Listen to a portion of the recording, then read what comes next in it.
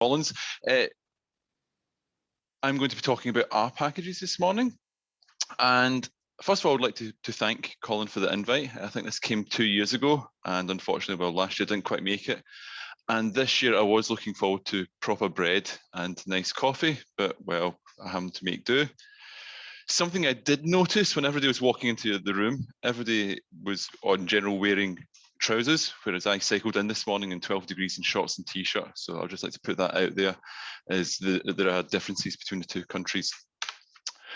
So my name is Colin Gillespie, and I'm one of the co-founders of Jumping Rivers. So we're based up in Newcastle, so that's at the border of Scotland and England. And I'm in this wonderful building, because this is a National Innovation Centre for Data. So that's where I'm currently sitting in, and my colleagues just walked in. He's trying to sort of tiptoe around the room as I'm giving this talk. And we've been started Jumping Rivers about 4 years ago, and we do basically lots of fun things. We do lots of R and lots of Python, lots of data science, lots of machine learning, and increasingly we're doing managed RStudio services. So what this means is that we take over people's RStudio and R infrastructure and make sure it's secure, make sure it's updated. And so we're now doing increasingly more of this. And that's quite fun as well. It's interesting being inside organizations. So what to talk about, right? So I was quite flattered to be asked to give this talk. So I thought, well, what should I talk about? And we're always talking about our community being so welcoming and so friendly. So I thought, right, I'll go to Jumping Rivers and I'll go into the Slack and ask, what should I talk about to the Jumping Rivers team? And this is what I got back, sort of hand waving plus waffle plus catchy title equals Keynote. So I didn't quite use that as my title, because I'd already sent a title along, but I think I would normally wave my hands. If you've seen any videos of me whatsoever, I would wave my hands all over the place. I'm trying to sort of keep them clasped together. And I've also deleted Rianne's name, just to avoid embarrassing her for this helpful suggestion as well. So that sounds like a good keynote. So what I did think about talking about was packages, right? And pro tip, if you're just starting out in R and you're at the coffee break and someone's talking about R, you just need to say you should just use a package for that, right? 9 times out of 10, that's the correct answer to all questions, right? So use a package, you sound quite clever, and it's almost certainly correct. And everything in R is about packages. Okay, so everything we use, everything we develop is usually centered around packages. So if you want to build a Shiny app, right? And fun fact here, I've now found that if you say Shiny app and the word package together, Colin Face suddenly appears out of nowhere. So if you want to build a Shiny app, well, you should use a package. If you want to analyze data, well, you should probably use a package to try and keep track of everything that's coming together and what the dependencies are. If you wanted to run training courses, so over the course of COVID, I think we've been running on average 3 training courses a week for the last year. And every single course has a core R package that helps distribute course material, helps mess about with dependencies. So everything's centered around using a package. So a package is crucial to almost everything that we do, right? And typically, when I find that I'm not using a package, things just become harder and I curse my package is crucial. So what we'll do is we'll talk a little bit about packages, right? This is what today's talk's about packages. So if we're going to talk about packages, well, I suppose we need to talk about CRAN, right? And a good question, if you're not familiar too much with R, is, well, what is CRAN? So I'm also part academic, and I do what any good academic does. And when I'm interested in researching what something is, well, I put it into Google and go to Wikipedia. So when you go to Google and go to Wikipedia, well, you come up with CRAN, a calorie restriction for a dietary regime. Perhaps not that one. A telecommunication architecture, perhaps not this one. A measurement of uncleaned herring, It's not that one, but I think it really should be, because that's just so much more fun and interesting. I think even in Britain, we no longer use that measurement, and we don't like using metric, but it's not a measurement of unclean herring. And instead, it's a package archive network for R. So this is a big package repository in the sky where R packages live. And whenever I think of CRAN, I have to admit, I think of Gandalf, and I just think of "you shall not pass," you know. So I still get butterflies in the stomach every time I submit a package to CRAN, and there's a human, I suppose, force in front of CRAN that actually looks at packages. And I'm not really sure of too many other programming languages with this sort of structure. You know, so in Python, you've got PyPy, and that's an absolute disaster zone. You know, packages are being updated left, right, and center. You're not guaranteed that things work. Whereas when a package is on CRAN, you automatically have a whole bunch of guarantees. So when a package is on CRAN, what that means is that a package has been tested in our past, our present, and our future. It's also been tested against all the dependencies it's had under those three versions of R. Any reverse dependencies, so what that means is if dplyr is updated, anything that depends on dplyr is also tested. And it's also tested against Linux, Mac, and Windows under various flavors and bits. And I think Solaris is still kicking about, whatever Solaris may be. But it's tested against all these different combinations. And again, I'm sure other languages have this, but I don't have any that I've really found with such a sort of systematic way of testing and updating packages. And this is why when you type install.packages, it just works, right? You type install.packages dplyr, and R magically downloads a whole bunch of other packages. It magically puts them in the right place, and it magically just works when you type library dplyr. And that's quite cool, right? That's quite neat. And a little bit of sort of scraping and pulling together various data sources, I managed to come up with this graph. So on the x-axis, we've got time, so starting around about sort of 2000 and coming up to the present day. On the y-axis, we've got the number of packages in CRAN. So it's starting off around about, what's that, 70 odd, and we're now almost at 20,000. And that's quite an impressive growth, right? You know, imagine something, a computer system that you designed 20 years ago and has been able to scale up to this. Now, it's not without issues, it's not without problems. That's you know, there's a few, but just the fact that it's still working in the same way is quite impressive. Right? And 20,000 packages is a lot. So what is a package? Well, if you're not familiar with a package, it's not that hard, right?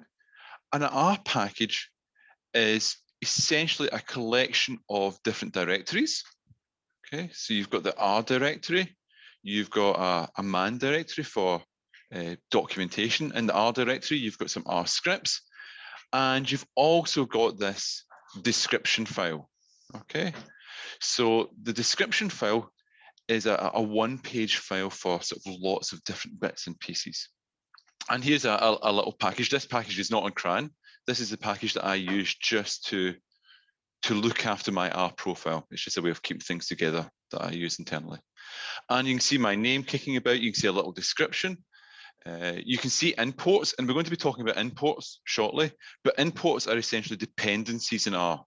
So if you were to install this package, R magically goes away and gets all these other different imports. So that's quite good.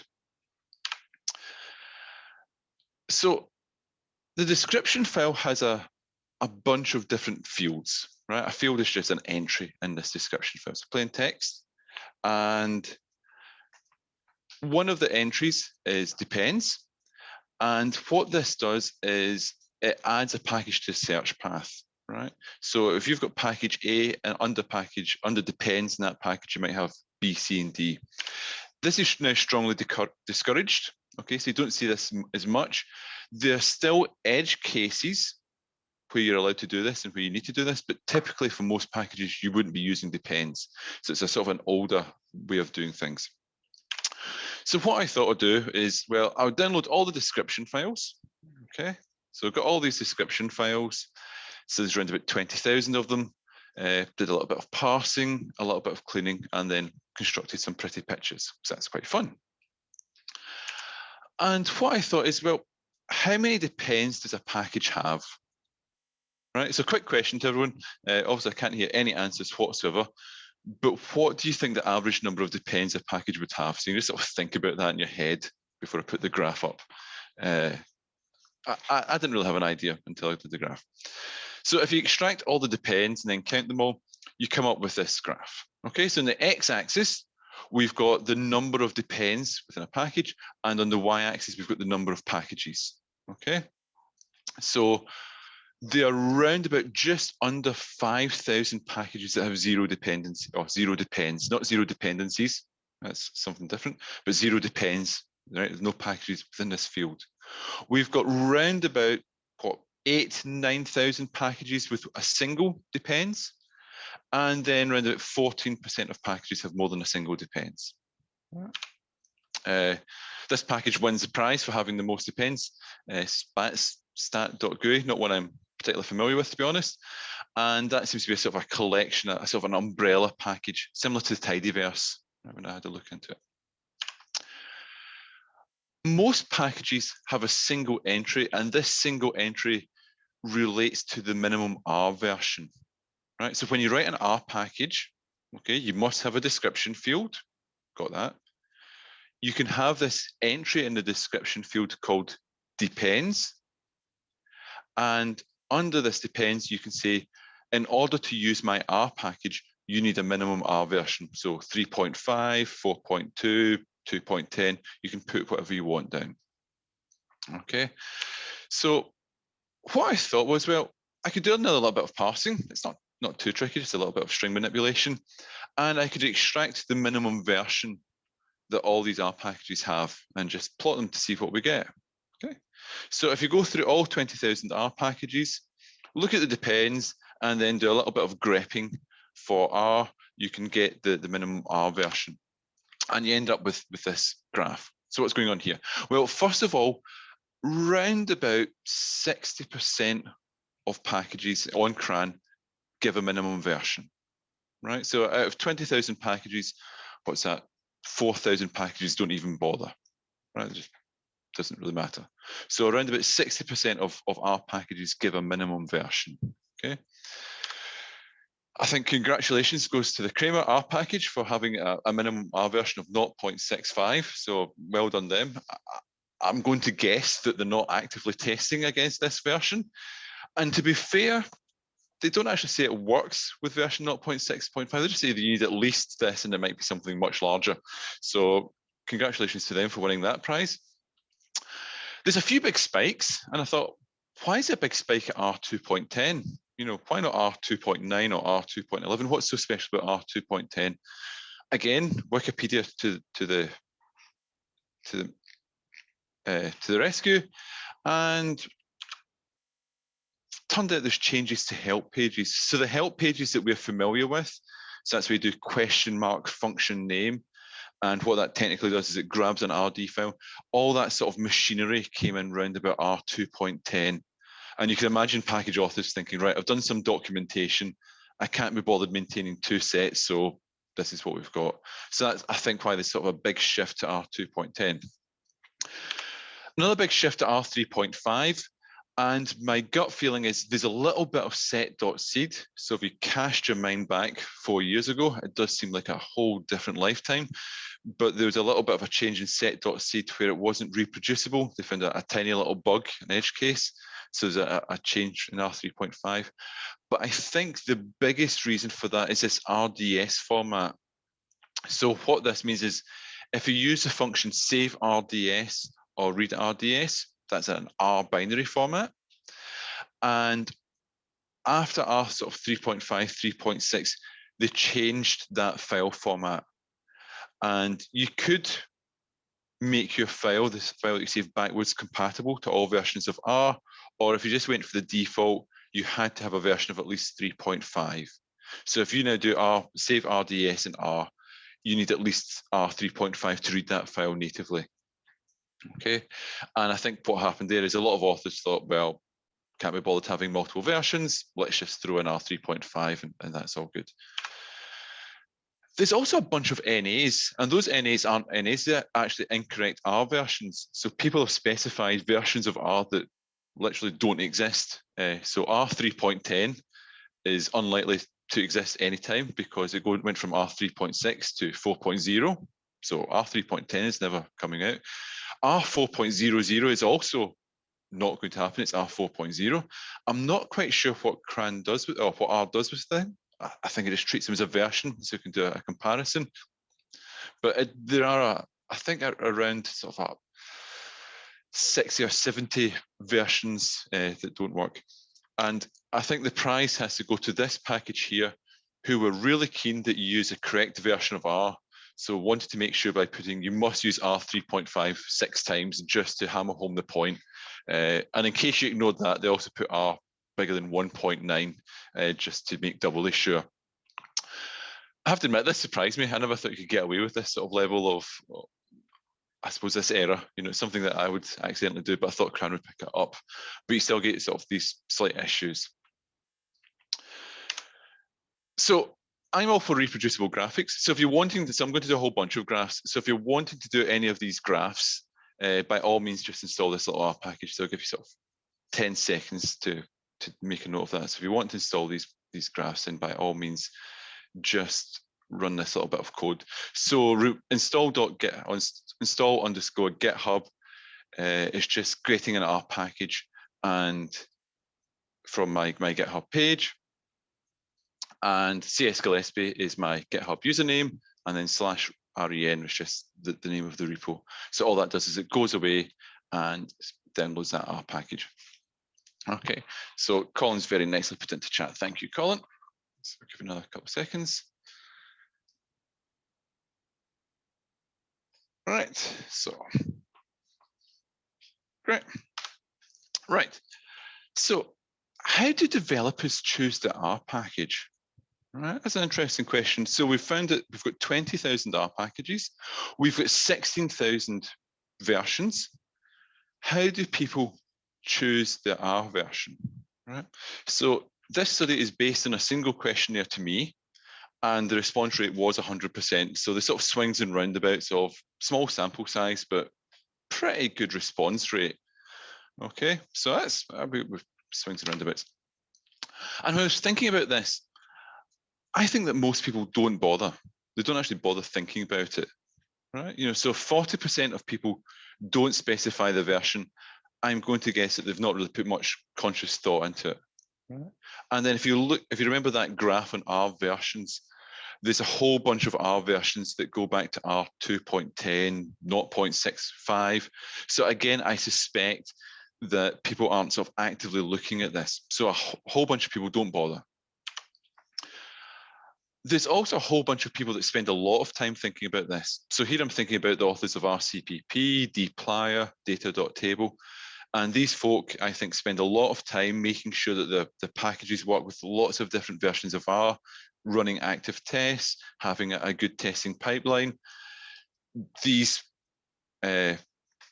packages are either typically sponsored by a company, or I've got a very, so I suppose, dedicated individual behind them. And then a lot of R developers just use the current R version and then just use that. So you're writing an R package, you go, what version of R am I using? 3.6, that sounds good to me. All right. And that's got implications for when you use R, I suppose, in production, because you have to sort of work around this or be conscious of that. So at Jumping Rivers, we work a lot with organizations where we can't just say, well, would you mind just installing R 4.2, please, and all your problems go away. That doesn't quite work, right? I wish it would work, but it doesn't, you know. So you might get R 4.2 in 5 years' time. And so we need to come up with strategies in order for them to use R in a sensible way, while at the same time that they're not going to be able to get everything they need. Another thing is imports. So imports is similar to depends, right? You can think of imports as a 21st century version of depends. So depends is what was used to be sort of promoted when writing an R package. That's now been succeeded by imports. And the difference is depends. When you load a package that has got a depends in it, it changes your search path. It does something to your environment, whereas imports keeps it all within inside the R package environment, so it's a lot nicer. Again, a little bit of grepping, and we can extract all the depends from an R package. So on the y-axis, we've got it's not the number of depends. Sorry, on the y-axis we've got the number of packages. Bad label there.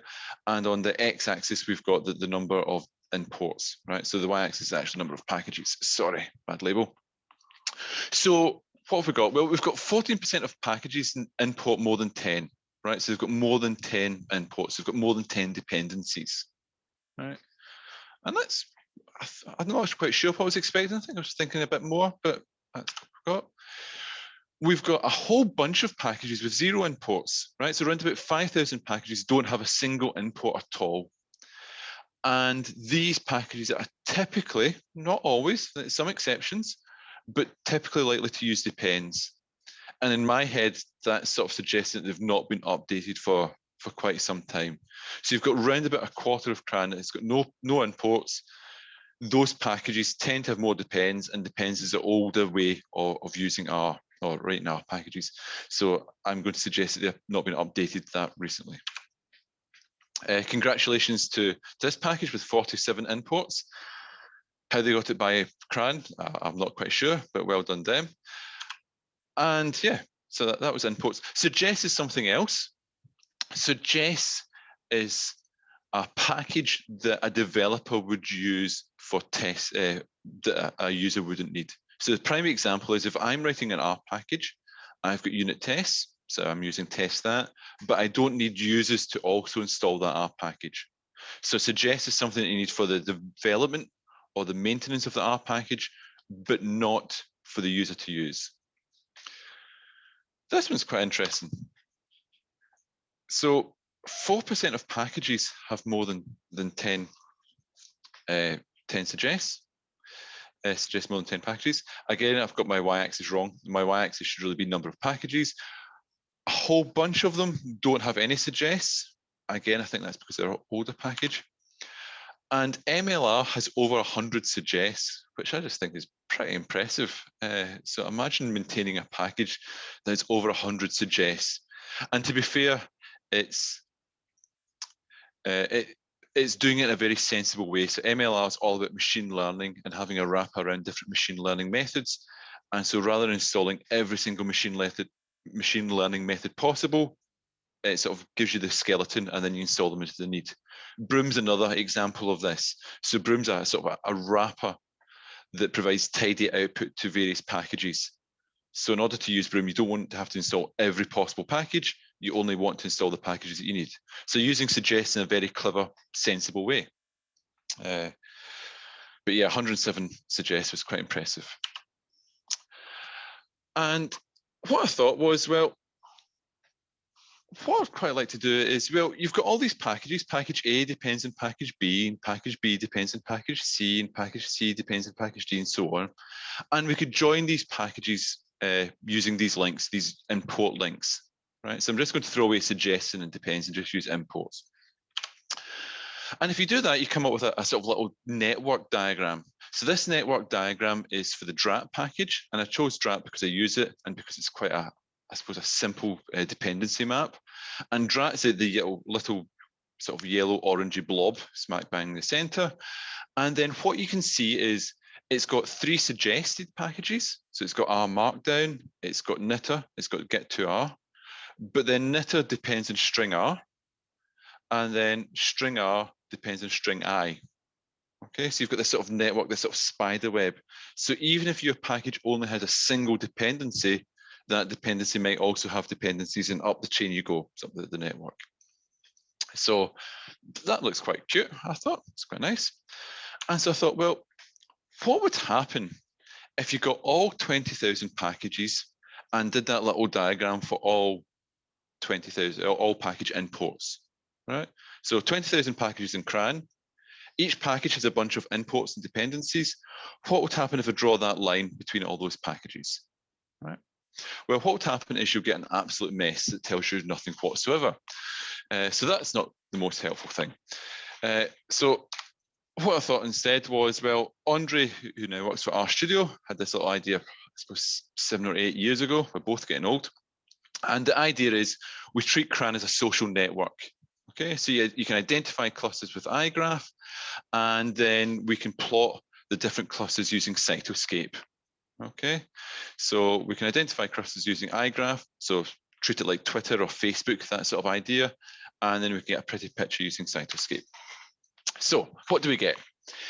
Here I've got a bunch of circles, and each dot on a circle radius represents a package. Okay, so if you look in the bottom left-hand corner or the bottom right-hand corner, you can see a circle and you can see the dots a lot more clearly because there's fewer packages in those groups, right? So you've got these circles, and on the radius, each dot on the radius represents a package, okay? Each circle represents one of the groups that iGraph has identified. So that's how these groups have been created. The different colors represent groups. So I colored the top 4 and then made all the rest orange, just so we weren't faced with color overload. Okay. The lines between packages, that's the imports. Okay, so the points on the circles are the packages. The lines represent imports. The white lines represent imports between groups, and here a group is a circle. And the colored lines represent imports within groups. So that's why you've got like a green circle and a purple circle and a pink circle, because that's showing you that the package connectivity within group. Okay. And then for each of these groups, what I've got is I've picked out the dominant package name. So again, Andre came up with this sort of original idea a few years ago. So I'm not taking complete credit for this. So Andre came up with this idea. And the dominant package is just identified by the page rank, you know, that sort of Google idea of what's the best thing. So on the big green blob or the big green circle, we've got MESS. So that's the sort of, that's got sort of regression and I typically use it for random numbers. We've got this sort of the ggplot2 pink circle. That typically is lots of tidyverse type packages. We've got RCPP, okay, SP spatial, and then we've got a little survival blob as well and a JSON light. So let's have a little look at these ones. So the JSON light one's quite interesting because that's got lots of strong hubs. So you can see lots of little white, strong centers in the JSON light, and that's coming from sort of the webby packages, HTTR, XML2, Digest, R6. These are packages that users might not be familiar with, but developers would be, right? They've got a strong web presence, and typically users wouldn't use R6, but it's a big driver for lots of web packages. Same with Digest as well. We've got the RCPP sort of group, and there's just a sort of that single dominant package, which is obviously RCPP. Survival is an interesting one. You know, there's sort of few within links, right? So if you notice that survival circle isn't particularly orange, right? It's sort of lots of packages that are linked, but then most of them are sort of connected with other things. Whereas spatial, as you might imagine, are all sort of interconnected. And so that's why it's sort of a little bit more orange. So even though those two circles are similar in size, they do have different characteristics. Okay. And so we've got lots of packages, and I use the word lots in the most technical possible sense. And the question I'm going to ask now is, are we too trusting about packages? So we've got 20,000 of these things, all great, and are we too trusting? So let me ask you a question, right? A serious question. Would you install a package, right, that's just because a bloke in Newcastle said so, right? And after Brexit, you really should have known better, right? So would you install a package just because a bloke from Newcastle said so? So a few slides ago, I said, would you all please install this? I'm not quite sure how many people installed it, but I'm going to guess it was more than a couple. And what would happen if you installed that package? Right, I'm just going to try and move screen. I've lost. Oh no, too many screens and not enough. I'm trying to, sorry, I've got too many screens and I can't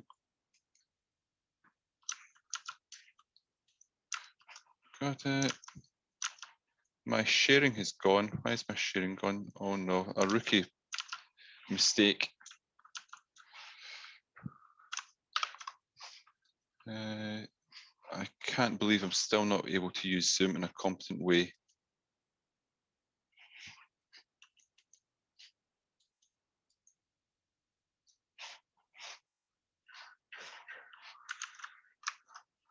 Right,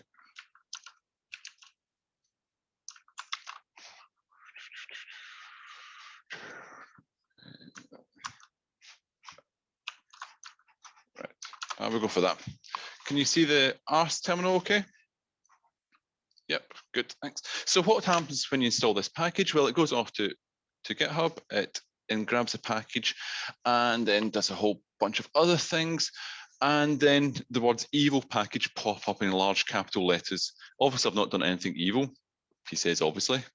But what this is trying to demonstrate is just when you install a package, the code runs, right? So if I was able to run the words evil code when you installed that package, I could have done anything, right? I could have got all your data, I could have uploaded it to the cloud. The minute you install a package, that's you're given complete trust to the package author. And that's why CRAN is so important, because it's that human interaction. But we need to be careful when we're looking at packages. And so one of the things I've been working on over the last year is Oyster R. And what Oyster R does is it scans packages for known vulnerabilities.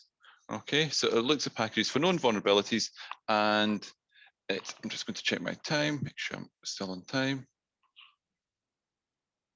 And it scans packages for known vulnerabilities and seeing if there's any issues with that. So let's have a little demo of this. Right. So what I'm going to do is I've got another package.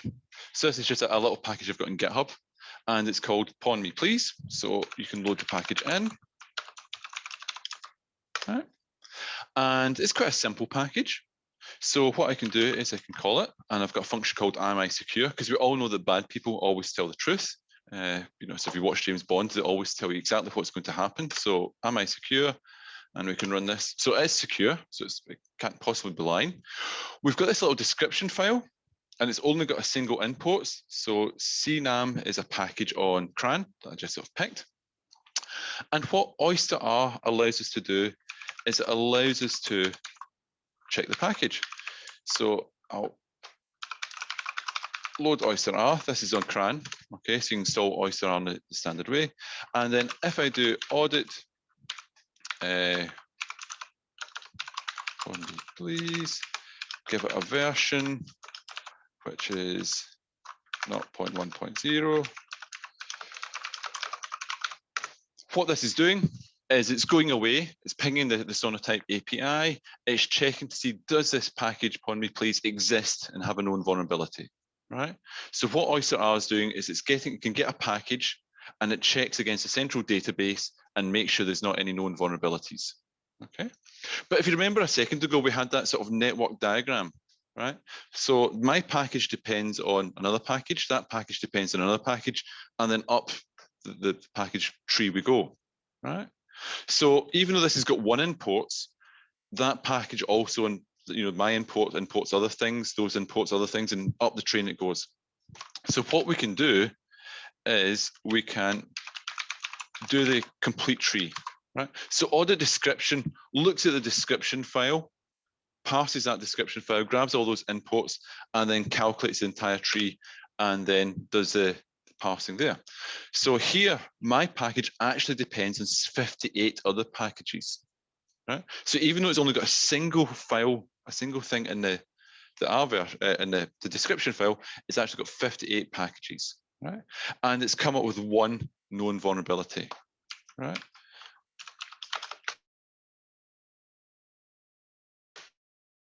And what we can do, if we just save that output, we can then use this function get vulnerabilities. So what get vulnerability does is it tells me that one of the dependencies is actually this thing called widget frame, that's on CRAN, and that's got a known vulnerability, okay? And I wrote a little blog post on this stuff a few months ago. So if you go to jumpingrivers.com and go to blogs, you'll be able to find a little blog post on Oyster R, and it takes you through this process. But it also gives you more details in terms of where that vulnerability would be. So that's, R tends not to think about that, but I think it's becoming increasingly important that we really can't just ignore it for too much long. How much time do I have left, Colin? I've completely messed up my stopwatch. You have still 10 minutes. 10 minutes, thank you. So what we might want to do if we're a package developer is, you can imagine wanting to integrate this into your own package. You know, you're writing a package, whether as an organization or as a developer, and you'd want to use this internally to your own package. So what we can do is we can create a little test suite, right? So I'm just going to use, if I can spell, right? So use this as a really cool package. And what I'm doing in line 1 is I'm just using this function here to create the boilerplate of a unit test. So unit test is just a way of running tests whenever I'm developing a package. And so that's what I've got here, right? So I've now got the skeleton of a test suite. And inside, I'm now just going to look at my notes so I don't mess up. That's what we want, thank you. And what we can do is we can add this simple line. So this function here, this little bit of code here, is part of the test that framework, right? So test that is a sort of the standard way of doing tests. And we've got line 2 skip on CRAN. So I'm putting that here because we don't want this bit of code to run in CRAN because it's using APIs and CRAN will shout at me and I'm scared of them, so I don't want to do that. And the key thing is just on line 4, we've got Oyster R : expect _ secure with the package name. So what this line 4 is going to do is when that runs, if that comes back with 0 vulnerabilities, then I'll get a happy face. And if it comes back with more than 0 vulnerabilities, I would get a sad face, i.e. an error, right? So I can just run that. Look at that. Dum-de-dum. Error, upon replaces 1 vulnerability, widget frame. Right. So what we can do is with sort of 3 or 4 lines of code, I can just stick this into my test that folder. And what I've done now is I've now, with a couple of lines of code, every time I run my test suite for my package, this test will now automatically run. This test will then automatically check there's not any known vulnerabilities, and if there are, it will raise an error and I'll have to go and do something about that. That could be completely ignore that if that's what you want to do, or it could be thinking about your dependencies. But this is quite a nice way of just sort of incorporating a bit more security into your workflow. Right, final few slides. So part of what we do at Jumping Rivers is we set up and we maintain lots of our infrastructure. And increasingly this is doing running security audits and making sure that things are secure. So data scientists, thankfully, we're now approaching the situation where we no longer expect a data scientist to know all about machine learning, statistics, AI, Python, R, Docker, Shiny, CSS, JavaScript, security, Apache, Nginx, AWS, and everything else. You know, someone really bright suddenly thought, that's perhaps a little bit too much. How can someone possibly know this? And so we're trying to sort of help these sort of take away the security aspect and away from the data scientists, so they don't have to worry about that. So a typical sort of infrastructure that we would use would be, we have a bunch of packages. So these might be internal packages that you've got. It's only for your organization. You might have CRAN, and you might have some trusted packages in GitHub. These would then go to a central R repository, right? Whether that's RStudio Package Manager or DRAT or something else, but there's sort of one place. Users would then install packages from this repository, and they would then deploy these applications, whether Markdown documents or Shiny apps, to the web. And having this sort of managed structure where we know exactly what packages users are installing, exactly where they're pushing their output, means that we can then start adding security on without users worrying too much, right? Users are only installing the packages from an internal R repository. So then that means we can do things like Oyster R over the entire organization. Users are only pushing applications to a known place. So that means we can harden that, and it's not each user firing Docker up into the cloud. And so I'm strongly of the belief that the R has got away with a lot of things for the last few years because people don't really know about it, but I suspect it's going to change in the next little while. So just to wrap up, are you using packages correctly? So how do you share packages internally, right? If you haven't to answer that question and it's quite long-winded, then it's probably not done particularly well, right? You know, this thing here should be answered of, well, I push it to Git and it's automatically deployed and I don't really know where it's stored. It just works. That's what we want a data scientist to be able to say. How do you work with dev versions, right? So you've got your own internal package. You start doing a dev version. How do you get your Shiny app to automatically deploy to a dev version of using that dev package, for example? Right? So that should all be automatic. How do you securely manage packages? How do you maintain reproducibility? I'm actually giving a talk next week in R in production. So that's a talk with RStudio next week. So these are sort of more of the things I'm going to be sort of thinking about and talking about next week.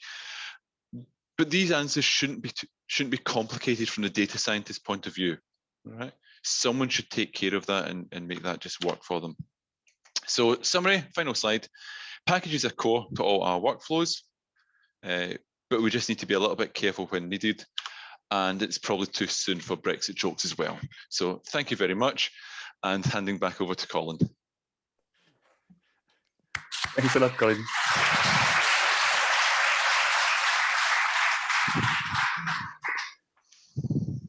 Okay, so we have